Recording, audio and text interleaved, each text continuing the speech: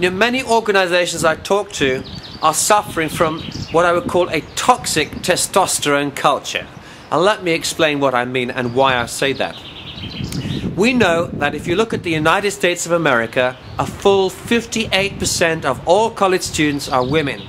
And very soon it's going to rise to 60%. In fact, the problem is so acute that some colleges are already anticipating a day when it might be 65 to 70% of all their intake will be women. And in fact, you then create real problems in terms of social imbalance, because women don't want to be in a place where there's no men, and the men, well, they also want to be in a more balanced place. So this is an issue.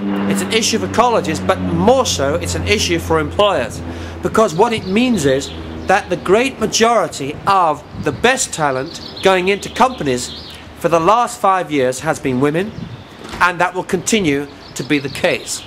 And yet when we look at the more senior levels inside these same organizations, we find the women are just gradually disappearing.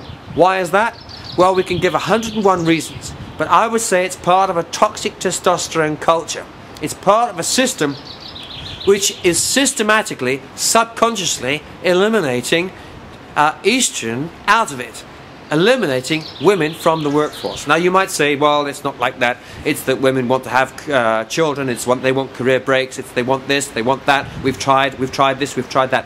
Now listen, if you are bringing in 60 to 70% of your best talent as women, and only 5% of your top talent is women, and it's no good saying, oh, well, it'll be better next year because we've got these rising stars and it's the older generation that we need to get rid of.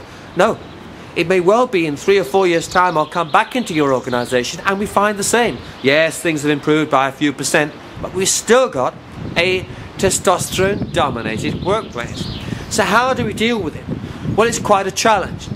One of the ways we could deal with it is by listening to women themselves about reasons why they are leaving, reasons why they find it tough to compete in your work environment, why they would prefer to leave, have a career break, go and work for themselves as management consultants or start their own businesses, and why it is that they don't want to work for you anymore.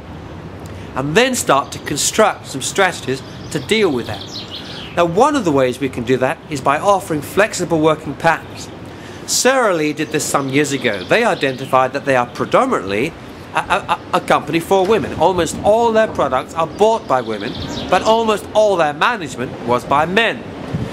And one of the things they did after listening to women was they scrapped any idea of positive discrimination. No woman wants to be promoted just on the basis that she's a woman. Women, if they're going to be in the workforce, want to be promoted because they are who they are. They compete on an equal basis. But what they did was they began to introduce quotas for part-time work. And so it became necessary for business leaders to get their full bonuses and the rest as part of their appraisal to be able to show that they'd reached their target for part-time working. And that changed the whole basis on which teams started to function. Because when people started to apply to work in those teams, they were often being encouraged at interview to consider from the very start a part-time option, which perhaps they hadn't thought was even possible. And those that were already full-time were being asked to consider whether they would like to work part-time in the future. Oh, of course, what do you mean by part-time?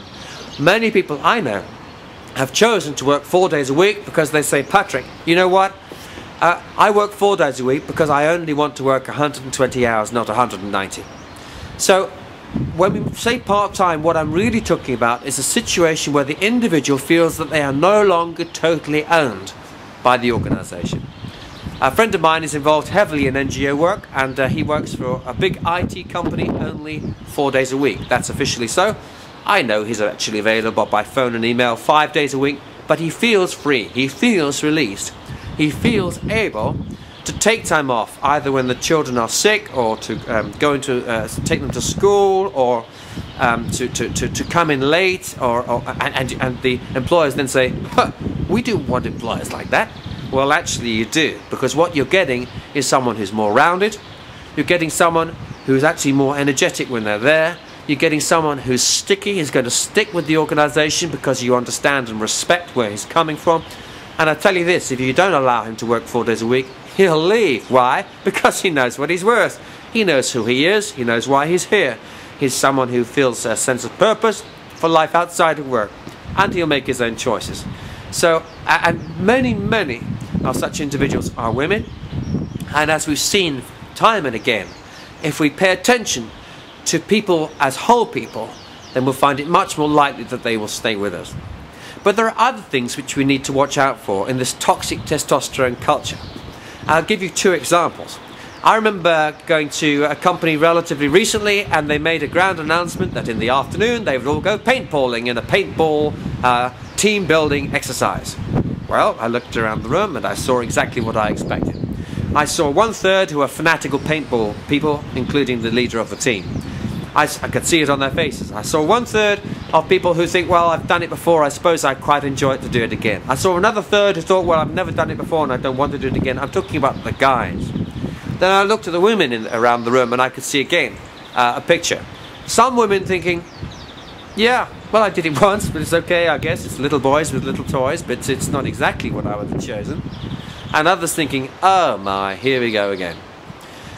I'll give you another example of testosterone culture. Another company I was with, I was astonished when one of the women in the team told me that the entire team had been told to go to a lap dancing club because that's where they were going to have their social evening. Well, okay, there were 2 women in the team out of 50. The message was, testosterone, toxic testosterone culture, you don't fit. Why? Well, those 2 women made it absolutely clear that it would not have been their first priority to have chosen a lap dancing club. It obviously was the first priority of the person who chose it, otherwise they wouldn't have chosen it. They would have chosen somewhere else, and it was not exactly the place which they felt most comfortable, where they felt, it just, why? So you can have examples like this, and they go on and on. Here's another one. Another event, comedians called in. Well, comedians can be a real nightmare. You have to be very careful with humour when you're working across cultures and different countries. A comedian was called in, and of course a big chunk of it was really dirty humour. It was gross, it was concerned with goodness knows what that I don't even want to talk about on YouTube, okay? And the guys are falling themselves laughing, and the women thinking, yeah, okay, I think I'm going off, I'm going off, I'm out. Humour actually is a real challenge, and I remember at a conference recently, one of the speakers, okay, he wasn't making sexist jokes, he was just making racist jokes. It's amazing how much humour can be at the expense of another group, often a minority group, a group that you imagine are not present in the audience, or if they are invisible to you. And it could be people from a particular nationality, or indeed a particular gender. So we need to be very careful when we are wanting to encourage diversity inside our organisations. And there's a lot more that could be said about this.